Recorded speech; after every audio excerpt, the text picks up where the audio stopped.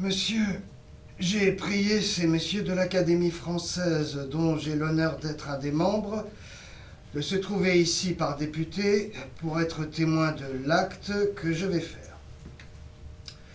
Il est d'une notoriété qu'il est de trop public que j'ai eu le malheur de composer un livre de contes infâmes.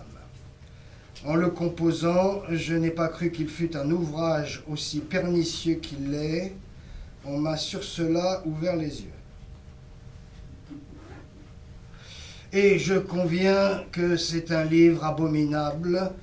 Je suis très fâché de l'avoir écrit et publié. Jean de La Fontaine. Il nous a reniés. Mais non, Cloris, il ne nous a pas reniés. C'est la société qui l'a renié. Oui. La société. D'ailleurs, on ne sait pas ce qui s'est passé avec l'abbé ce soir-là.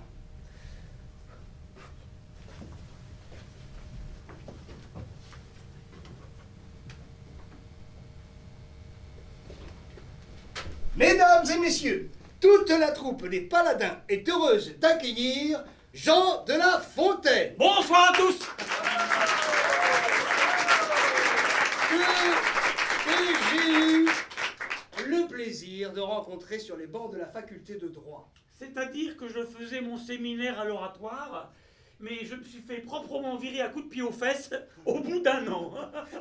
Jean, vous êtes un incurable provocateur. Oh, le monde est vieux, dit-on. Je le crois, cependant il faut amuser encore, comme un enfant. Ah, perdu pour la religion, certes, mais c'est tant mieux pour la poésie, car Jean est avant tout poète, et même un de nos futurs grands poètes. Non, Ah si, à n'en pas douter.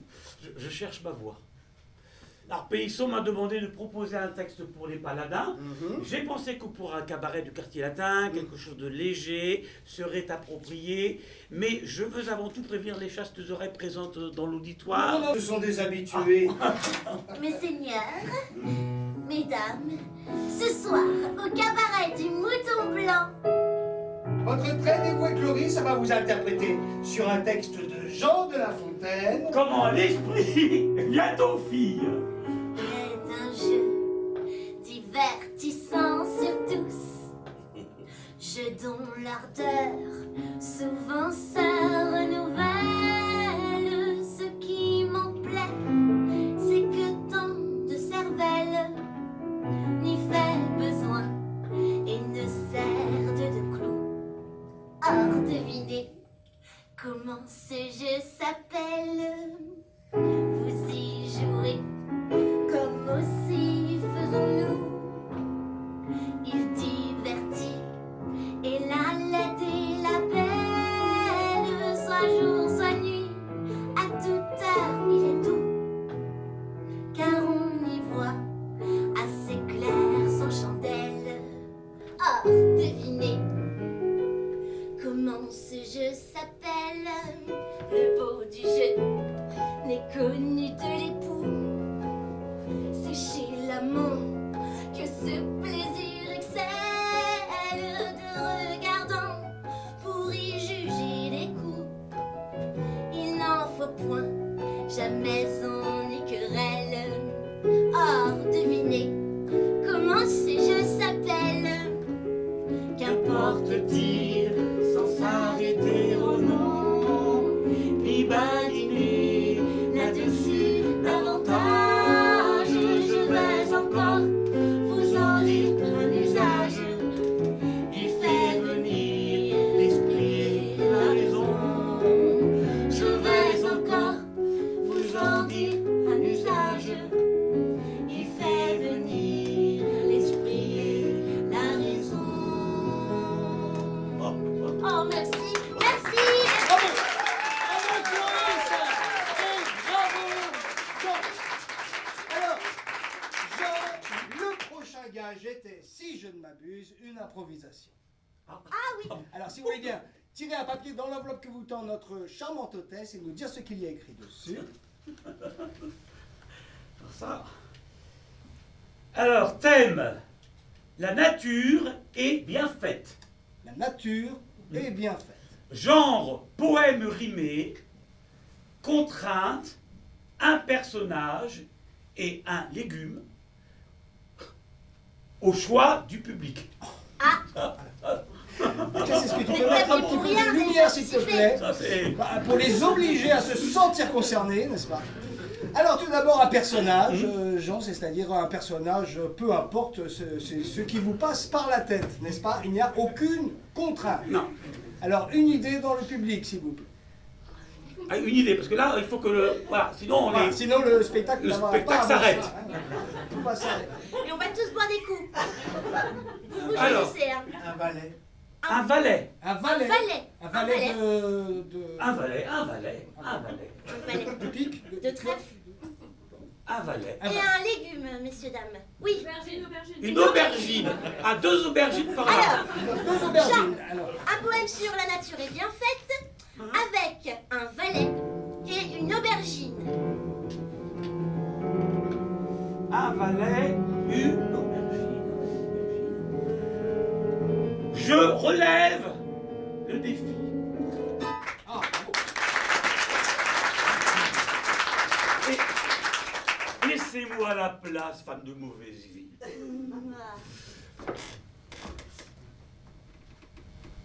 Le gland et l'aubergine. Dieu fait bien ce qu'il fait, sans en chercher la preuve. En tout cet univers et l'allée parcourant, dans l'aubergine, je la treuve. Tu vas faire le valet. Ah bah oui, mais tu vois, moi je fais pas l'aubergine. Allez. Un valet, considérant combien ce fruit est gros et sa tige menue. Mais combien ce fruit est gros et sa tige menue! Maître! Maître, venez voir! Mais quoi? Songez, l'auteur de tout cela. Il a bien mal placé cette Aubergine. là. Ah, cette aubergine-là. Et parbleu, je l'aurais pendu à l'un des chaînes que voilà. Ouais, mais oui, bien sûr. À ce qui était justement l'affaire. Tel fruit, tel arbre, pour bien faire. C'est dommage, valet, que tu n'aies point entré au conseil de celui que prêche ton curé. Ah, tout en eût été mieux, car pourquoi, par exemple, le gland, qui n'est pas gros comme mon petit doigt, ne pend-il pas en cet endroit? Dieu s'est mépris. Le Seigneur s'est mépris. Plus il contemple ses fruits ainsi placés, plus il semble au valet, notre héros, que l'on a fait un quiproquo. Cette réflexion embarrassant notre homme, on ne dort point quand on a ton esprit. Sous le chêne, aussitôt, il va prendre son somme. Un gland tombe. Aïe, mais ça va pas, non? Ah, le nez du dormeur en pâtit, il s'éveille, puis, portant la main sur son visage, il trouve encore le gland pris au poil du menton. Son nez meurtri le force à changer de langage. Oh, oh, je saigne. Oh, je saigne.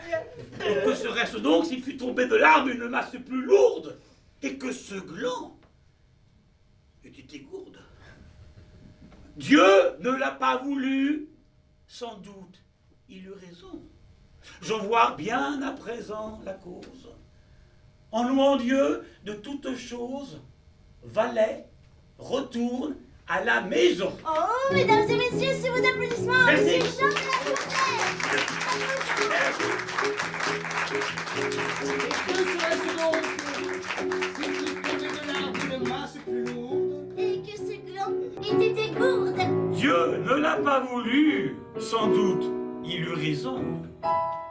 Nous en voyons bien à présent la cour.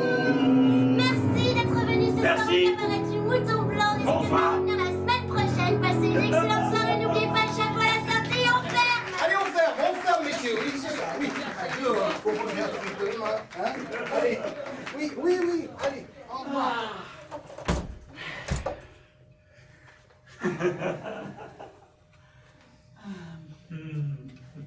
Ah, mon ami, je vais te regretter. Tu vas nous manquer aussi. Bah, et moi alors? Ah, encore plus. Je retourne en Champagne, et cette fois-ci pour de bon. Il va se marier. Bah, t'es amoureux? Je sais pas. Elle a 14 ans. Elle a un nez un peu long. Non, c'est mon père qui a tout arrangé. J'ai dit oui. Ouais. Je dois dire qu'elle est d'une compagnie très agréable. Ouais, tu reviendras nous voir? Oh oui. Et bonjour à... Marie. Marie et Ricard.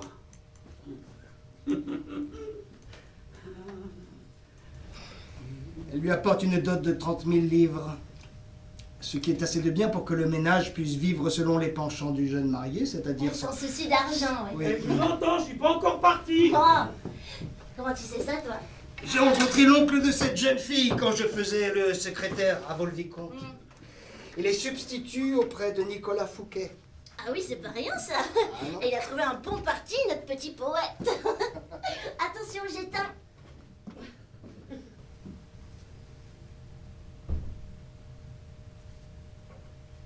Et oh, y a quelqu'un? Oh, ouais, vous êtes là? Oh, oh, Ah, qu'est-ce que c'est encore? oh, Regardez qui va là. Oh, Jean! Il nous a manqué. On croyait que tu reviendrais jamais. Alors quoi? Eh ben, ton mariage... Marie. Bon, ben, on a eu de beaux moments au début. Et puis après... Non, mais c'est une fille très intelligente, hein. Mais elle a 17 ans. Je crois que je l'ai un petit peu délaissée. Il est de notoriété publique qu'elle a une liaison avec un de mes amis, le capitaine de Dragon Poignant. Oh. Bon, cette situation tragicomique m'a inspiré un conte. Oh, il est bien, chou. Non, ce qui m'embête pour clore cette histoire, c'est que je ne vais pas pouvoir fermer les yeux indéfiniment. Ah, le conte, j'oubliais. Ça commence comme ceci. Voici le tour d'une commère de qui le mari croyait tout. Avec lui, sous un poirier assise, de son dessein vint aisément à bout. En peu de mots, j'en vais compter la guise. Leur grand valet, près d'eux, était debout. Garçon bien fait, beau parleur, et de mise, et qui faisait les servantes trotter. Coucou!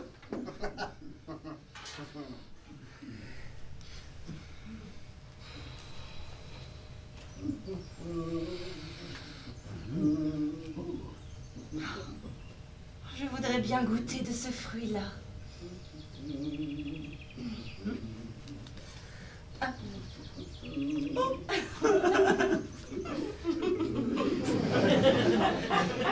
Guyot, monte et secoue notre poirier. Bien, madame. Oh! Oh, vraiment, monsieur, si vous vouliez madame caresser un peu plus loin, vous pouviez aller rire. Oh! Oh! Et moi, du moins, présent, vous en passez. Oh, ceci me cause une surprise extrême. Comment, devant les gens, prendre ainsi vos ébats? Si d'un valet vous ne faites nul cas, vous devez du respect à vous-même. Oh, mais pourquoi ce lieu, enfin? Vous avez pour ça tant de bons lits, de chambres aussi grandes, là. Que compte celui-là? Oh! Je crois qu'il rêve ou prend-il ses nouvelles?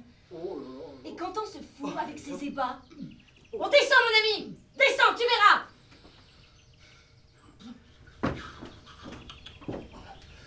Ah bah, Eh bien, nous jouons-nous bah, pas pour le présent. pour le présent. Bah oui, monsieur, que je sois écorché vif, si tout un continent vous ne baisiez madame sur l'herbe. Oh, oh! Au mieux vaudrait te laisser cette sornette, je te le dis, car elle sent les coups! Non, non, non, mamie. Il faut qu'avec les fous, tout de ce pas par mon ordre on le mette. Mais est-ce être fou que de voir ce qu'on voit? Mais qu'as-tu vu? Mais j'ai vu, je le répète, vous monsieur, hein, qui dans ce même endroit, jouiez tous deux au doux jeu d'amourette. Oh, oh, oh, oh! Ah, si ce poirier n'est peut-être charmé. Voir charmé. Tu nous fais un beau conte. Je le vois. Ah, vraiment, faut que j'y monte. Vous en saurez bientôt la vérité. Oh, madame. Oh, Guillaume.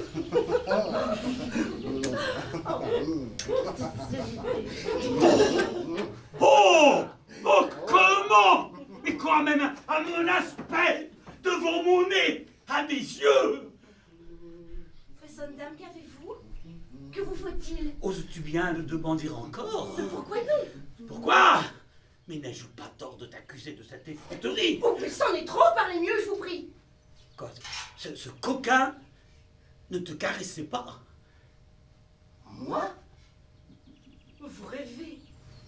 D'où viendrait donc ce cas? Ai-je perdu la raison ou la vue? Me croyez-vous de sens si dépourvu que devant vous, je commisse un tel tour? Ne trouverais-je assez d'heures au jour pour m'égayer un peu si j'en avais envie?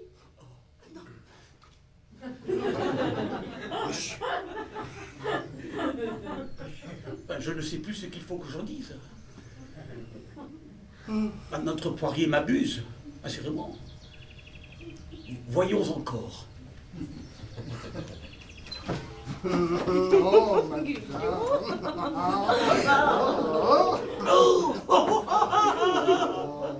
Mais ne cherchez plus d'autre cause. C'est ce poirier. Il est ensorcelé. Puisqu'il fait voir de si vilaines choses, il faut qu'il soit brûlé. Oui, oui, mamie, j'y cours. Un poignard. Marie.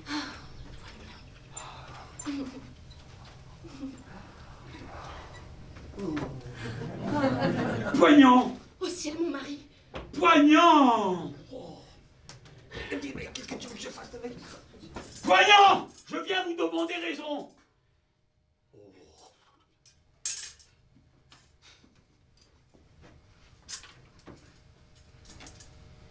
Il faut bien que je le fasse.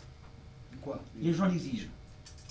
Mon pauvre ami, Vous savez, tu ne sais pas tenir une rapière. Que va-t-il se passer d'après toi? et vous savez de quoi je parle. Et...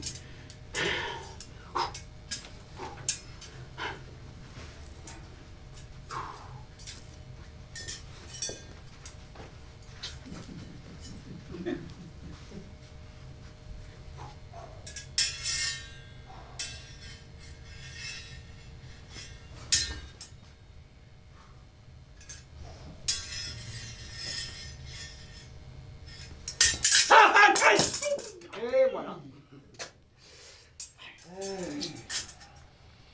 Ah bah ça y est, maintenant tout est clair. Je te promets que je ne verrai plus Marie. Mais non! Désormais l'honneur est sauf. Tu peux continuer à la voir. Hein? Tiens, que dirais-tu de déjeuner maintenant que cette affaire nous semble réglée? Et nous, ma chien, que ça fait Ah mal. bah oui, mais c'est toi qui m'as demandé. Alors bon, la maison de Marie Ricard et de Jean de la Fontaine, s'il vous plaît. C'est tout au bout du chemin. Vous allez trouver vite l'allée volée rouge. Jean! Jean! Payson! Oh merde, tiens. Tiens, regarde ce que j'ai pour toi. Lis ça. Tu peux remercier l'oncle de ta femme, il a insisté lui aussi. Tu vas rencontrer l'un des personnages les plus puissants du royaume.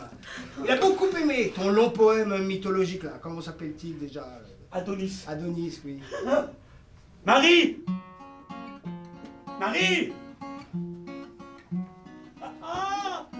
Fouquet! Neveu à son service! Je pars à Volpicomte avec Pélisson. Bonjour madame. Bonjour. Nous rejoignons ton oncle Jeannard. Le monde s'ouvre enfin à moi. Mais ton fils, tu ne t'en occupais déjà pas beaucoup. Ton fils Charles! Ah, mon fils. Et confions son éducation à mon ami Maucroix. Il fera un très bon précepteur. Bah oui, mon croix, c'est très bien. Marie, j'ai 35 ans. Une occasion pareille ne se représentera pas. Fouquet fait la pluie Et le beau temps, c'est un amoureux des arts. Ah oui, c'est vrai. Et même, tiens, il a accepté le terme du contrat que je lui ai proposé. Ce n'est pas Fouquet qui versera une pension à La Fontaine, mais La Fontaine qui versera une pension poétique à Fouquet. Et il m'adressera ses remerciements en argent trébuchant. Il manque pas d'humour, moi. Tout flatteur vit au dépend de celui qui l'écoute. Maître Corbeau, sur un arbre perché, tenait en son bec un fromage. Maître Renard, par l'odeur alléchée, lui tint à peu près ce langage. Eh bonjour, monsieur du Corbeau, que vous êtes joli, que vous me semblez beau. Sans mentir, si votre ramage se rapporte à votre plumage, vous êtes le phénix des hôtes de ces bois.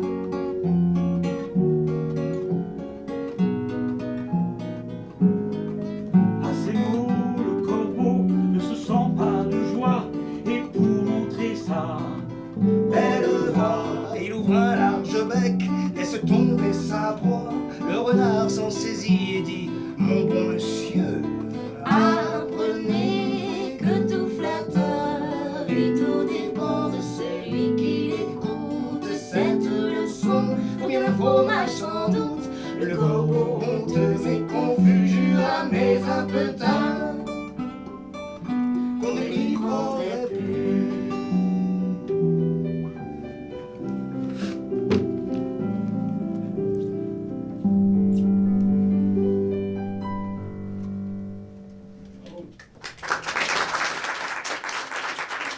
Bienvenue à Volpicomte. Et voilà, et voilà mes appartements. voilà. Ouh. Avouez que vous n'avez jamais vu un château pareil. Hein? j'ai jamais vu un château du tout. Oh, joli toi. Oh, toi. Bah, d'accord. Moi je descends, le roi va pas tarder à arriver, la fête va bientôt commencer. Ah bah je te rejoins. Non, reste-toi encore un peu. Oh, t'auras bien le temps de le voir, le roi. Il reste 3 jours.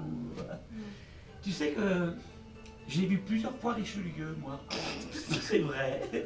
Quand je faisais mon séminaire à l'oratoire. Bah, t'en as des bonnes avec tes séminaires, toi. Allez, dépêche-toi. Je veux pas manquer le début des fâcheux, ça va bientôt commencer. Oh, Pélisson a pu voir les décors sur la scène qu'ils ont installée au-dessus du canal. Il a même pu assister à un petit bout de la répétition. Il dit qu'il y a un énorme coquillage qui s'ouvre et que la du parc apparaît dedans en naïade. Ah ça, moi non plus, je veux pas manquer la pièce de Molière.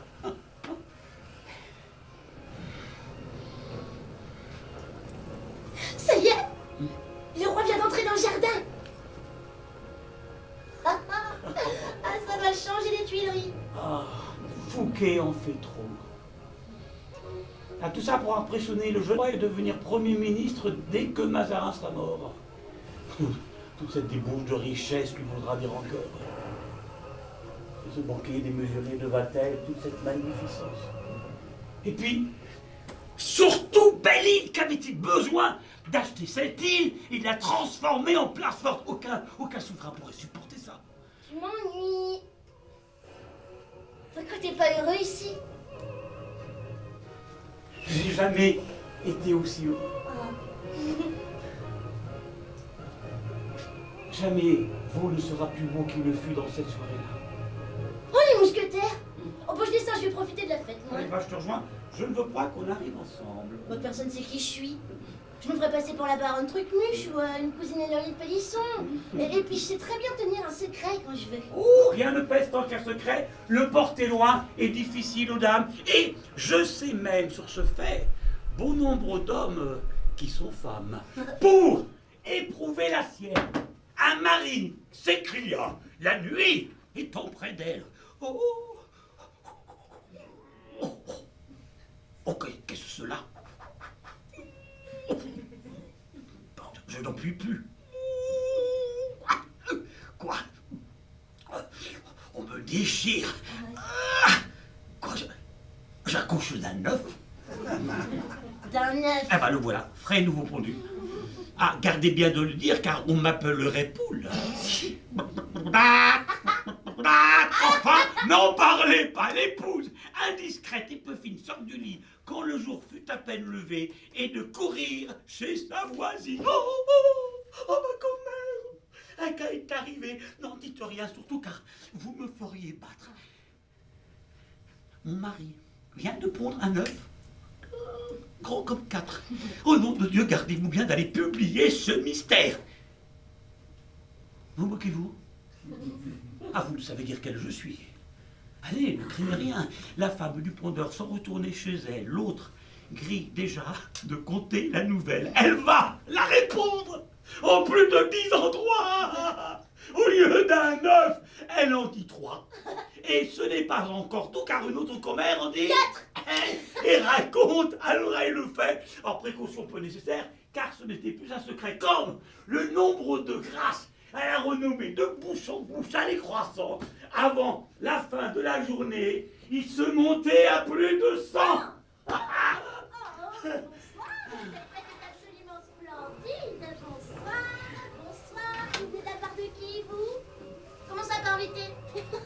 Je ne vous permets pas, je suis la petite fille du duc d'Aquitaine. La grenouille qui veut se faire aussi grosse que le bœuf. Oui, et j'ai de hautes fréquentations, moi, madame, bien sûr. Jean de La Fontaine, vous connaissez? Non, un éminent poète, pourtant, oui.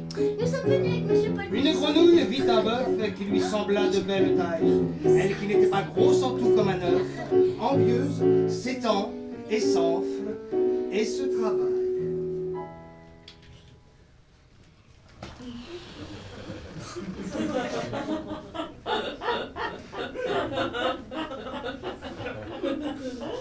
Regardez bien, ma sœur. Dites-moi, est-ce assez, n'y suis-je pas encore? Néni! Mais voici donc. Vous n'en approchez point. Mais voilà. Point du tout. Oh, l'enfant. Grâce au fil de mémoire, j'ai chanté des animaux, peut-être d'autres héros. M'aurait écrit moins de soir, le loup en langue des dieux. Partochant dans mes ouvrages, les bêtes à qui me mieux. Ils font divers personnages, les uns fous, les autres sages, de telle sorte pourtant que les fous vont l'emportant, la mesure en est plus pleine. Je mets aussi sur la scène des trompeurs, des scélérats, des tyrans et des ingrats, maintes brutons de pécor, force saut, force flatteur, force saut, force flatteur. Oh, Cloris! Oui. Vous qui venez d'être arrêté par D'Artagnan. Arrêtez. Là, à l'instant, oui. J'étais en prison. Les huissiers du roi mettent le château sous scellé. Oh non. Oh, mais j'ai pas envie de retourner à Paris, moi. Adieu, Palatin. Adieu, paysan. Qu'est-ce que tu vas faire? Tu rentreras à Château-Thierry? Non, je pense que je vais partir dans le Limousin. Hein? Ben, Jeannard va être limogé, c'est certain.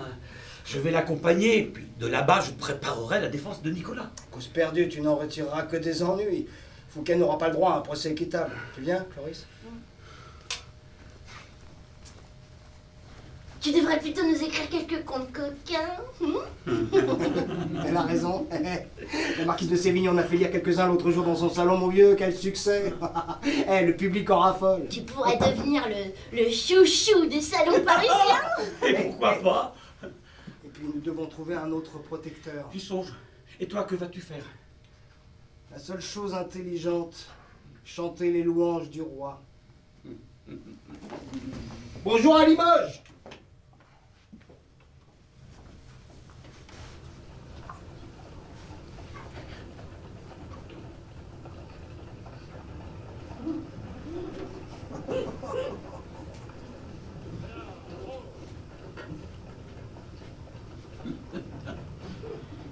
J'accompagne l'oncle Jeannard dans sa retraite. J'aimerais bien visiter l'Italie. Nous allions le long de la Loire, d'auberge en château et de château en auberge.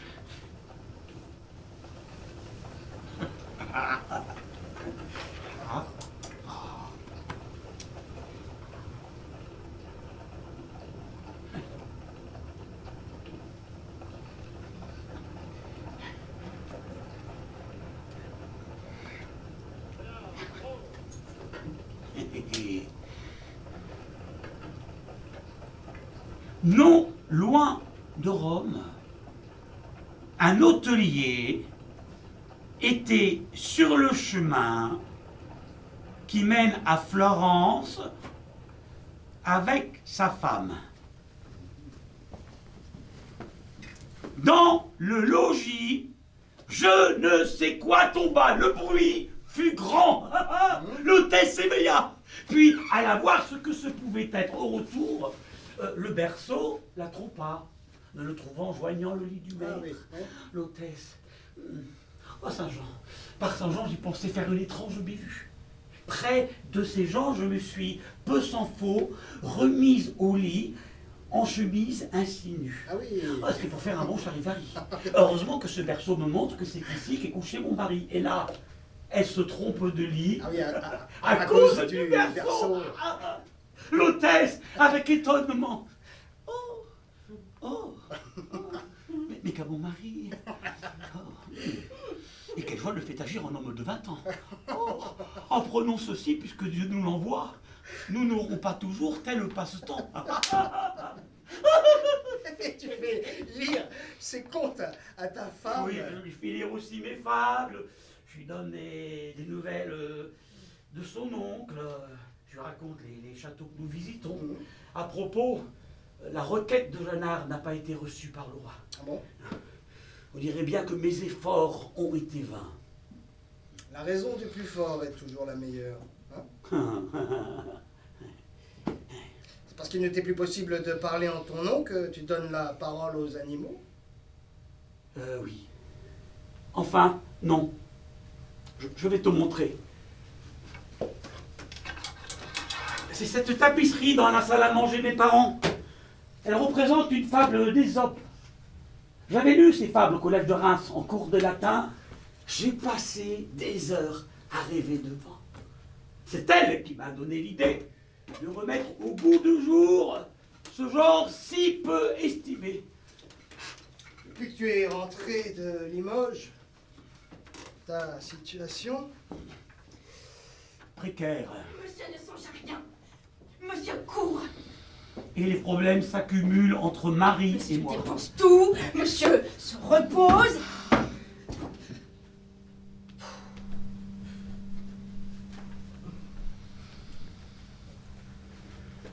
Depuis que ton père est mort, tu as perdu sa charge. Par négligence, elle t'assurait pourtant un revenu. Puis tu as vendu sa maison, mais ça n'a pas suffi pour éponger tes dettes. Tu as le succès que tu voulais. La gloire. Mais pas la richesse. Où passe l'argent? Il file entre mes doigts. Le jour où le roi t'a donné une bourse de 100 pistoles pour tes premières femmes dédiées au dauphin, tu les as oubliées dans un Oui, fiacre. mais je l'ai retrouvé, Marie.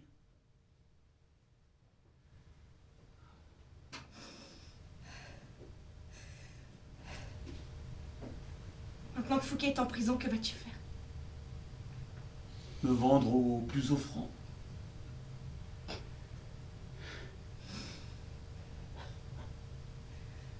Je ne veux pas que mon patrimoine soit dilapidé. J'exige une séparation de biens.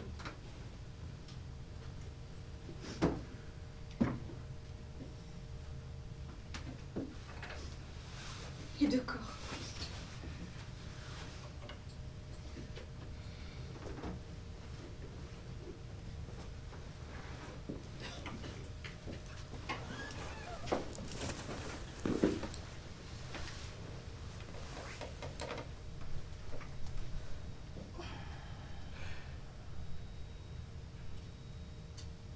C'est vrai. Je ne peux pas lui donner tort.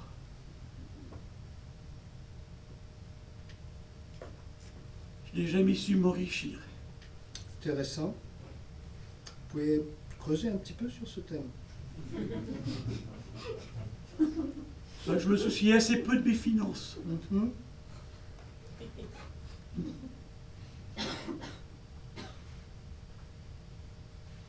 L'argent ne vous intéresse pas? Je crois que j'ai peur de la pauvreté, mais je ne peux me résoudre à compter mon argent. Tu vois? Je vis dans l'opulence. Et pourtant, L'avarice perd tout en voulant tout gagner. Je le veux pour le témoigner. Que celui dont la poule a ce que dit la fable pondait tous les jours un œuf d'or. Il crut que dans son corps elle avait un trésor. Il la tua à l'ouvrir et la trouva semblable à celle dont les œufs ne lui rapportaient rien.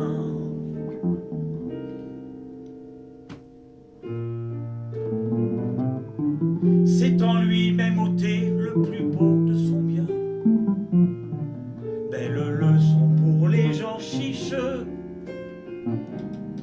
Pendant ces derniers temps, combien en a-t-on vu qui du soir au matin sont pauvres devenus pour vouloir trop tôt être riches. Alors, comment ça se passe chez la duchesse d'Orléans? Oh, ah moi j'en peux plus. Oh, au moins t'as plus de soucis d'argent. Bon, tu sais, c'est qu'une place de serviteur de luxe, hein. Tu vois, Anoblissante. Bon, d'accord, mais bon. pour une fois que t'as une bonne place, tu ferais bien de la garder. Ah, mais je sais ce que je fais. Je fais à tous leurs caprices. Heureusement que je peux retourner à Château-Thierry de temps en temps. Comment ça, tu continues de voir Marie? Ah bah oui, mais on est resté en très bon terme. Bon, on devait pas répéter là. Oui, si, on arrive. Ah, c'est ça justement dont on parlait avec Loris. Je disais que l'ambiance au Palais Bourbon était respirable. Tu vas voir, c'est ça la fable. Entre la veuve, la duchesse d'Orléans, Voilà. ah, c'est toi Pélisson. Bah, regarde, voilà. Voilà, c'est bon, c'est bien. Ah oui. C'est très bien. Et puis la belle-fille, c'est une guerre continuelle. Voilà. Allez. Alors, Oui. la mouche et la fourmi contestaient de leur prix devant Jupiter. Non, mais je comprends pas, je devais faire la duchesse d'Orléans. Oui, mais dans cette fable, elle est représentée en mouche. Oui, et moi je Voilà. fais la fourmi, hein, la belle fille, là. Voilà. Anne-Marie-Louise d'Orléans. Ouais, c'est bien. Bon, voilà, on voit ce que ça donne. Ouais. Allez, c'est bon. Allez. Oh, Jupiter! Faut-il que l'amour propre, aveugle... Non. Ah, c'est trop lent, Pélisson. Du rythme. Allez, disputez-vous vraiment. Oui, Tu d'accord. vois qu'il est capable de jouer comme Oui. ça. Bon, ça va. Allez. Oh, Jupiter! Faut-il que l'amour propre aveugle les esprits d'une si terrible manière et qu'un vil et rampant animal, à la fille de l'air, ose se dire égal? Oh, puis allez-moi rompre la tête de vos greniers. Avez-vous dit? Ah, je suis une ménagère. Non. Elle est plus en colère. Tu te rends compte? Elle la traite de ménagère. Oh. Ouais. Anne-Marie-Louise d'Orléans. Non, mais j'invente rien en plus. Hein. Ça peut prendre des proportions aussi vulgaires entre elles. D'accord. Bon, non, elles ont quand même été jusqu'à séparer le palais en deux, Non. tellement elles se détestent Ouais. pour pas se rencontrer. Ah ouais, Allez, d'accord, ok, bon, ok. allez, on y va. Avez-vous dit? Ah, je suis une ménagère. Ah, c'est mieux, c'est bien. c'est Merci. bien. Je hante les palais! Oui. Je m'assieds à ta table. Quand on t'immole un bœuf... C'est à Jupiter que je m'adresse? Oui, moi tu t'adresses à Jupiter face publique. D'accord. Quand on t'immole un bœuf, j'en goûte devant toi, tandis que celle-ci, chétive et misérable, vit 3 jours dans un fétu qu'elle a ramené chez soi. Oh, vous hantez les palais, mais on vous y maudit. Et quand ça goûtait la première de ce qu'on sert devant les dieux, croyez-vous qu'il en vaille mieux? J'ai pas compris pourquoi il a dit ça, je C'est parce que alors, celui qui goûte les plats du roi en premier, c'est pour voir s'ils ne sont pas empoisonnés. Ah oui, j'ai pas pensé. Bah, à toi, Pélisson. Mais, attends, j'en Vas-y, oui. Mais, ma mignonne, dites-moi, Oui. vous plantez-vous jamais sur la tête d'un roi, d'un empereur ou d'une belle? Oh, mais si vous entrez partout, aussi il faut les profanes. Sur la tête des rois et sur celle des ânes. Ah, c'est très drôle, ça, c'est très drôle. Hein. Vous allez vous planter, je n'en dis qu'on vient pas, mais je sais que d'un prompt. Très pas, cette opportunité bien souvent est punie. Je le fais, et je baise un beau sein quand je veux, Je me joue entre des cheveux. Ah, cessez donc de tenir un langage aussi vain. N'ayez plus ces hautes pensées. Les mouches de cour sont chassées, les mouchards sont pendus, et vous mourrez de faim.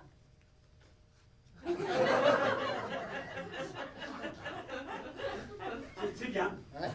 Non, non, c'est très bien. Non, c'est pas travaille, fou. Non, c'est pas mal du tout. Hein. C'est pas mal. Non, non, c'est très très bien. Vraiment, c'est...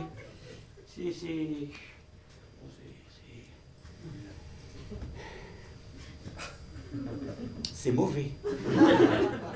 Non, c'est pas mauvais. C'est très mauvais. Toujours vos chers animaux, Jean. Oui, je les trouve tellement admirables. Plus je les observe, plus ils m'en apprennent sur les hommes. C'est une période faste du point de vue littéraire. Il est ami dans les salons les plus prestigieux. Je fréquente chez Madame de Sévigné, Madame de Lafayette, Je l'ai vu chez Monsieur de la Rochefoucauld. Monsieur La Rochefoucauld également. Mais surtout ici chez notre hôtesse, Madame la Duchesse de Bouillon. Jean, vous nous aviez promis de nous dire une de vos dernières fables.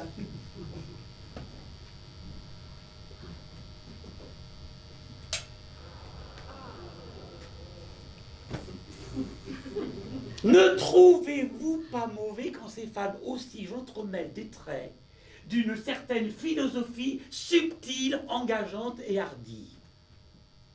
On l'appelle nouvelle. En avez-vous entendu parler? Ils disent donc que la bête est une machine. Qu'en elle, tout se fait sans choix et par ressort. Nul sentiment, point d'âme. En elle, tout est corps. Telle est la montre qui chemine. Quand la bête penserait, la bête ne réfléchirait sur l'objet ni sur sa pensée. Descartes va plus loin et soutient nettement qu'elle ne pense nullement. Vous n'êtes point embarrassé de le croire, ni moi. Cependant, deux rats cherchaient leur vie. Ils trouvèrent un œuf. Le dîner suffisait à gente cette espèce. Il n'était pas besoin qu'ils trouvassent un bœuf. Plein d'appétit et d'allégresse, ils allaient de leur œuf manger chacun sa part. Quand un quidam parut, c'était Maître Renard. Rencontre incommode et fâcheuse, car comment sauver l'œuf? Le bien empaqueté, puis des pieds de devant ensemble le porter, ou le rouler, ou le traîner. Des choses impossibles autant que hasardeuses. Nécessité, l'ingénieuse leur fournit une invention. L'un se mit sur le dos, prit l'œuf entre ses bras, puis, malgré quelques heures et quelques mauvais pas, l'autre le traîna par la queue.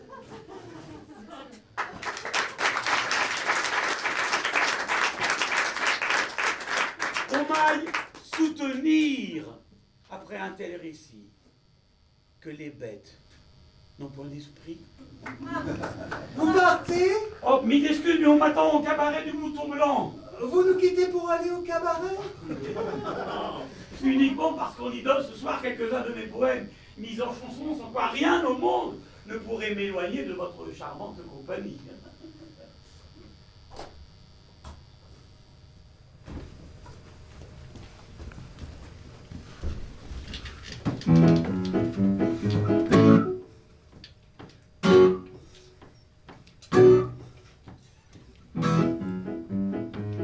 Pardon, je suis en retard? Oui, t'es en retard.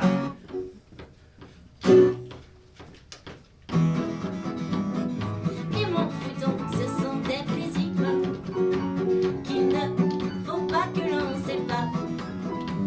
La jouissance et les désirs sont ceux que l'âme de plus rare. D'un vide, d'un con et de deux cœurs n'est un accord plein de douceur que les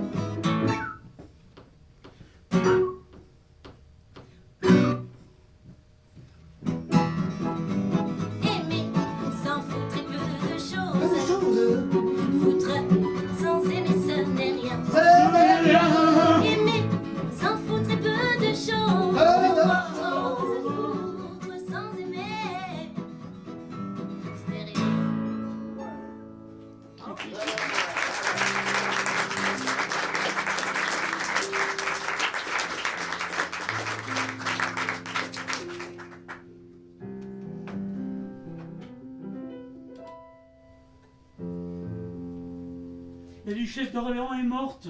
Ah bon? Oui. Ah bah oui. Te voilà sans emploi maintenant. Ni revenu? Cette fois-ci, je frôle l'indigence. Qu'est-ce que tu vas faire? Je ne sais pas. Je sais pas. Moi qui ne suis novice au métier d'assiégeant, je vais avoir recours à mon sac de ruse scélérate. Ah oui, c'est de moi aussi, ça. Et pourquoi? T'as une idée? Je vais te présenter à la belle, jeune et brillante marquise de la Sablière. Mais il faudra te surpasser, elle est très exigeante. Hein. Tâche de nous pondre quelque chose qui marche. Hein. D'ailleurs, je t'en prie, prête-moi quelques grains pour subsister jusqu'à la saison nouvelle. Oh non. Je te paierai avant la haute, foi d'animal, intérêt principal. Que faisais-tu au temps chaud? La nuit des jours, à tout venant, je chantais, ne t'en déplaise. Ah, tu chantais. Ben, j'en suis fort aise. Eh bien, danse maintenant. Marquise, je tiens absolument à vous présenter à Monsieur Jean de La Fontaine. Ô vous, Iris, qui savez tout charmer, qui savez plaire en un degré suprême. Vous, que l'on aime à l'égal de soi-même, ceci, soit dit, sans nul soupçon d'amour. Car c'est un mot banni de votre cour. Oh, quel joli compliment! Mais quel incorrigible charmeur vous êtes, Jean. Vos talents doivent ouvrir bien des cœurs. Non. Oh, vous pouvez lire mes contes en sûreté. Mais je le fais déjà, Jean. C'est vrai. Oui, j'ai tout lu. Et même le moins recommandable. Et vous m'avez beaucoup amusé. Un peu outré aussi parfois, je l'admets. Que puis-je faire en récompense?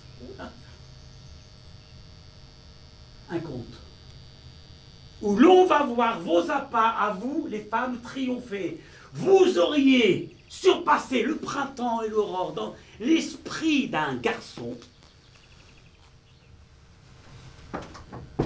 Bélisson. Arrivé ces jeunes ans, il eût vu les vôtres encore. On l'avait, dès l'enfance, élevé dans un bois. Oh. Il venait de perdre sa mère. Et le pauvre garçon ne connut la lumière qu'afin qu'il ignora les gens. Il ne s'en figura pendant un fort longtemps, point d'autre que les habitants de cette forêt. C'est-à-dire que des... Loup, Oui. Des... oiseau,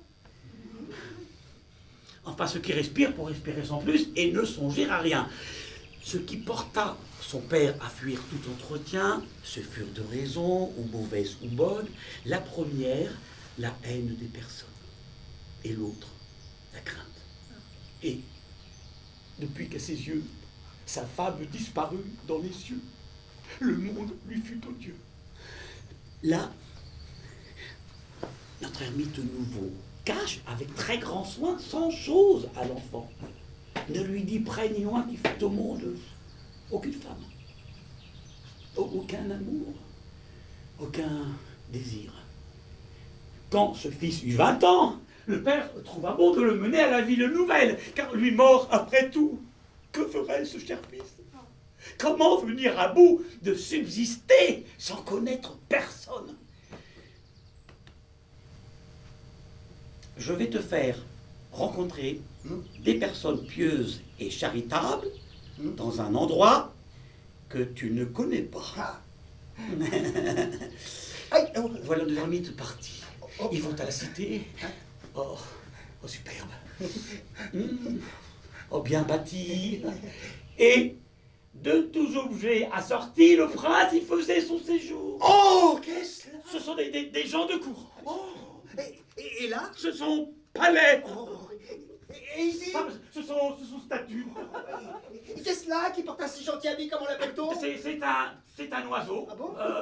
qu'on appelle Ouah. Oh, l'agréable oiseau. Ouais, chante un peu que j'entende ta voix. Oh, ne peut-on te connaître? Mon père, je vous en prie 1000 et 1000 fois. Menons-en une dans notre bois. J'aurai soin de la faire paître. Jean, Pélisson, faites-moi descendre. Oh. La nature avait plus de force par son instinct que tous les préceptes de l'éducation.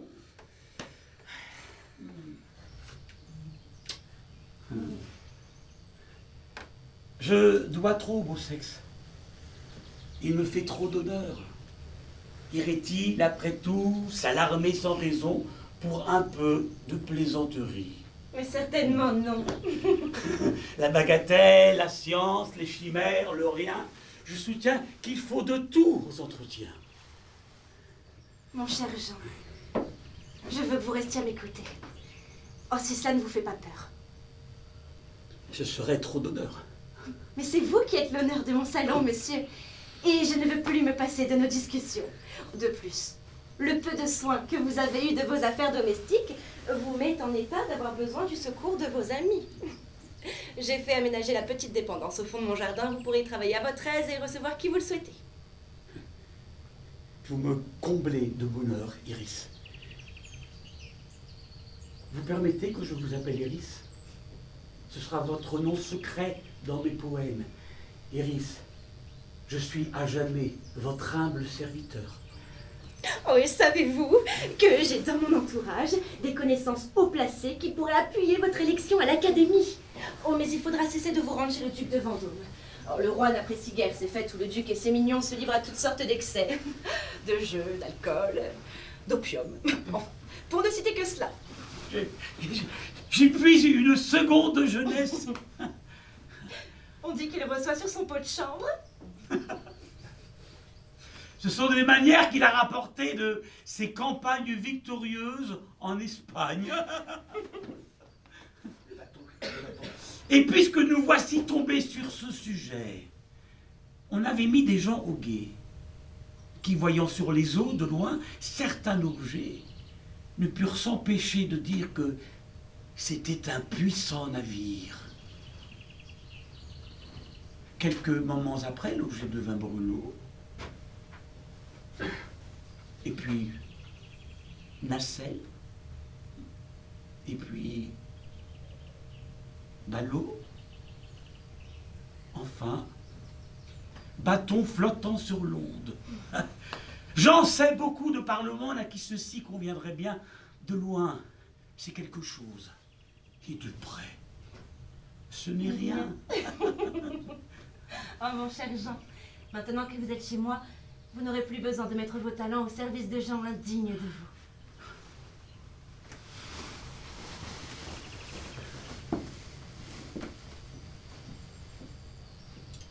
Iris, je vous louerai.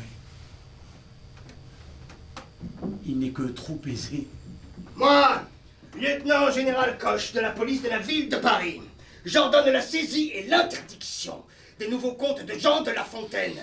Livre rempli de termes indiscrets et malhonnêtes, et dont la lecture ne peut avoir d'autre effet que de corrompre les bonnes mœurs et d'inspirer au libertinage. Censurez tant qu'il vous plaira. Je t'ai dans le nez, mon petit père. Depuis que pour défendre Fouquet, tu t'opposes à Colbert. À vous aussi, vous faites des vers. Lieutenant Coche. Lieutenant, l'amant, il se trompe de lit, il va dans celui du mari, le coup. La mouche. Jetez-moi ces insanités. Au bûcher. Comptons. Mais comptons bien. C'est le point principal, c'est tout. À cela près, censeur, je vous conseille de dormir comme moi sur l'une et l'autre oreille. Mais censurez tant qu'il vous plaira mes chants verts, les phrases méchantes. Mais pour bon tour, laissez-les là. Ce sont choses indifférentes, je n'y vois rien de périlleux. Les mères, les maris me prendront aux cheveux pour 10 ou 12 contes bleus. Ah, voyez un peu la belle affaire, ce que je n'ai pas fait. Mon livre irait le faire.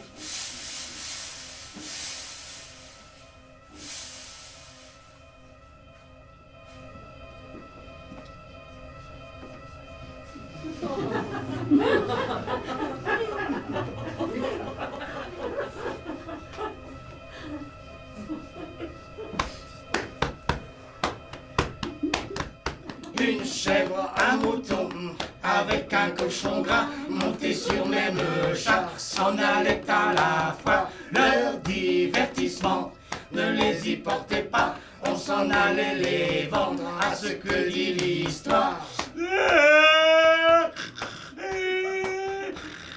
Qu'as-tu donc à te plaindre, tu nous étourdis tous?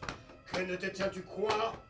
Nous deux ici présents, plus honnêtes que toi, devrions t'apprendre à vivre, ou du moins à te taire. Regarde ce mouton, a-t-il dit un seul mot? Il est sage. Il est sot. S'il savait son affaire, il crierait comme moi, du haut de son gosier. Vous pensez seulement qu'on vous veut décharger la chèvre de son lait, le mouton de sa laine. Et quant à moi, qui ne suis bon qu'à manger, ma mort est certaine. Adieu mon toit et ma maison. Ton pourceau raisonnait en subtil personnage, mais que lui servait-il quand le mal est certain? La plainte ni la peur ne changent le destin, et le moins prévoyant est toujours le plus sage. Monsieur Lafontaine! Monsieur Lafontaine! Qu'est-ce qu'il y a? Qu'est-ce qu'il y a? Monsieur Lafontaine, monsieur Paul Pélisson m'a chargé de vous dire que monsieur Nicolas Fouquet a été retrouvé mort dans sa cellule du donjon de Pignerol.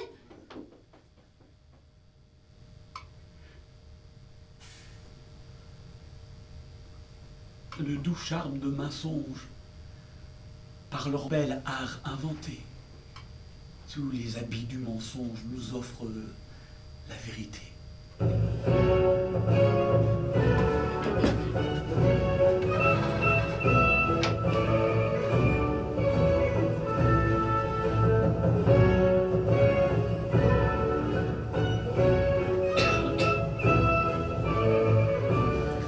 Peut-on savoir pourquoi vous arrivez en retard à l'audience? J'espère que votre majesté me comprendra. J'assistais à l'enterrement d'une fourmi. Monsieur de la Fontaine, j'ai décidé cette fois de valider votre élection à l'Académie. Je rends grâce à votre majesté souveraine des lettres, des âmes et des cœurs.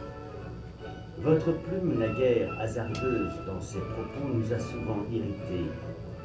Mais je reconnais son talent. Elle s'appliquera désormais en toute loyauté à défendre la religion, la France et votre suzerain. En premier lieu, vous aurez la charge de faire l'éloge de Monsieur de Colbert, dont vous héritez du siège. Feu mon ministre regretté qui m'a, par le passé, ouvert les yeux sur les agissements malhonnêtes de mon surintendant. C'est mon souhait le plus cher et je m'y consacre.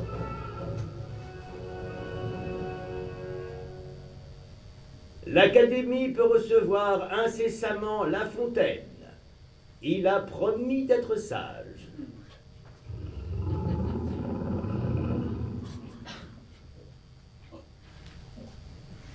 Monsieur, n'insistez pas, je ne vais pas vendre le mouton blanc pour que ça devienne une écurie. Une écurie? Oui, une écurie. Pourquoi pas une boule de forte Oui, pour comme qu'on s'il y n'arrivait pas assez dans le quartier. Alors je lui ai dit, n'y rentrez pas, monsieur, c'est terminé.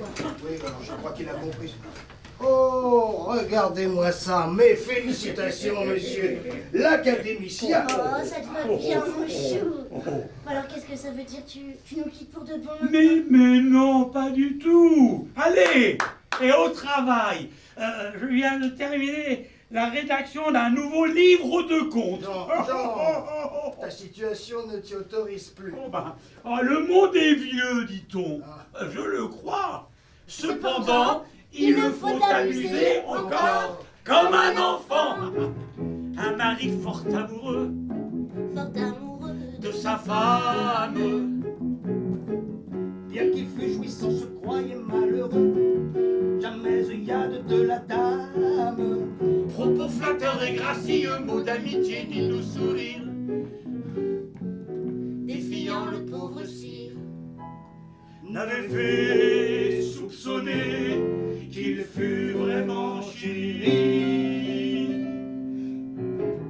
Je le crois, c'était un mari, il ne tint point à l'hyménée. Que content de sa destinée, il n'en remercia Dieu. Mais quoi si l'amour n'assaisonne les plaisirs que l'hymen nous donne? Je ne crois pas qu'on en soit mieux. Son épouse étant donc de la sorte bâtie, Et n'ayant caressé son mari de sa vie, il en faisait sa plainte une nuit.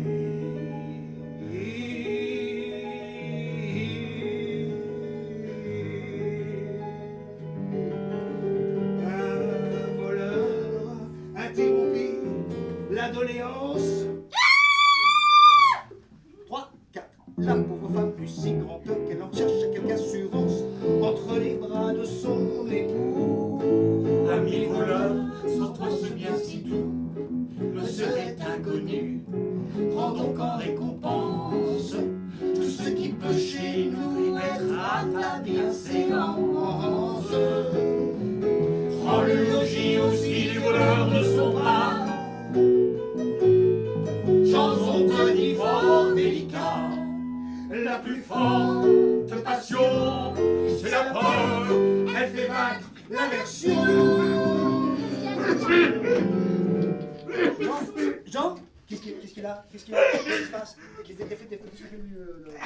Non mais attendez, qu'est-ce qui vous prend? Qu'est-ce qui vous prend? Oh, je joue les dernières heures de ma vie. Mesdames et messieurs, la mort de Jean de La Fontaine. Ah oui, Je vais faire la baie. Fais-le à la main. voilà, fais la paix. Jean, je vais chercher l'abbé Pouget. Hein? Oui, Tout va bien? oui.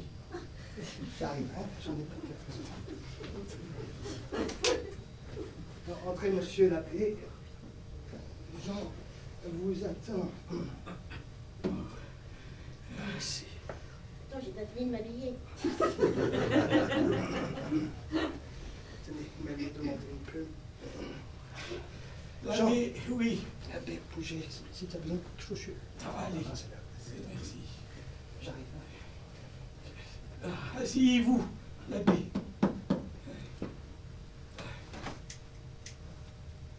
Je vous félicite pour votre doctorat en théologie.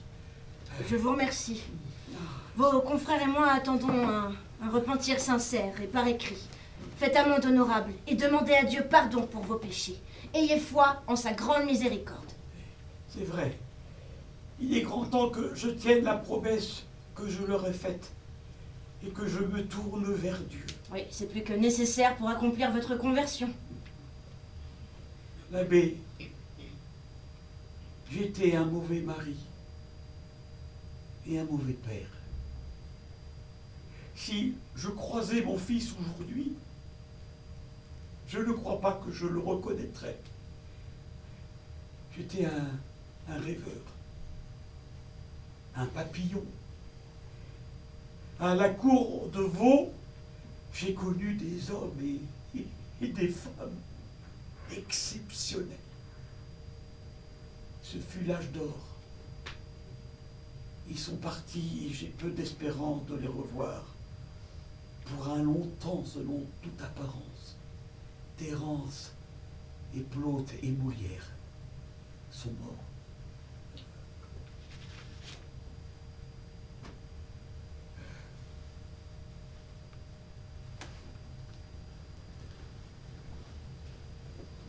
Toi que chacun réclame sommeil, montre-moi Vaux encore et ses merveilles.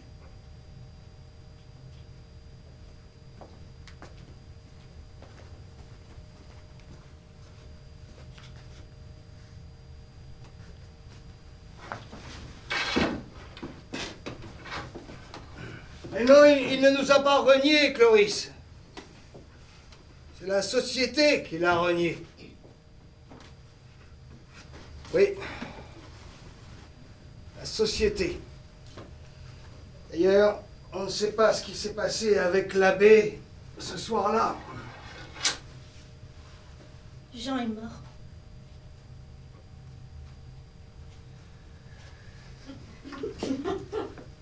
Jean s'en alla comme il était venu, mangea le fond avec le revenu, tint les trésors, chose peu nécessaire, quant à son temps, bien le sut dispenser. 2 parts en fit dont il saoulait passer, l'une à dormir et l'autre à ne rien faire.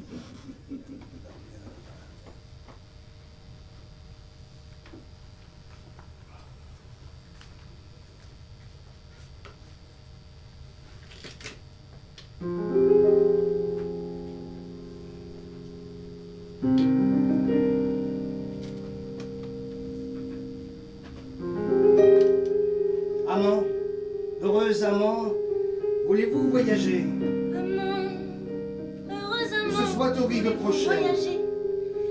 Que ce soit aux Soyez-vous rives l'un à l'autre un monde prochaines. toujours beau, toujours divers, Soyez-vous l'un à toujours l'autre. nouveau. Un monde toujours beau.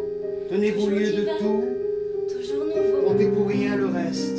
Tenez-vous lieu de tout, comptez pour rien le reste. J'ai quelquefois aimé, J'ai je n'aurais pas alors contre quelquefois le aimé. Louvre et ses Je trésors, n'aurais pas alors contre le firmament et sa Et ses voûte trésors. céleste, contre le changer les bois, et sa voûte céleste. changer les lieux, Changer les bois. changer honoré les par les pas, éclairé par les yeux, Honoré par les pas, éclairé par les yeux. de l'aimable et jeune bergère pour qui, Aimable et sous jeune le fils de bergère, Cythère, je servirai, sous le engagé fils de Cythère, par mes premiers serments. je servis engagé par mes premiers serments. Hélas, quand reviendront de semblables moments, Hélas, faut-il que tant quand d'objets reviendront si de doux semblables et si moments, charmants me laissent vivre tant au d'objets gré si de mon doux et âme si charmants inquiète? me laisse vivre au gré de mon âme inquiète. Ah, si mon cœur osait se renflammer, Ah, si mon cœur osait se renflammer, ne sentirais-je point de charme qui m'arrête? ne sentirais-je point de charme qui m'arrête? Ai-je passé le temps d'aimer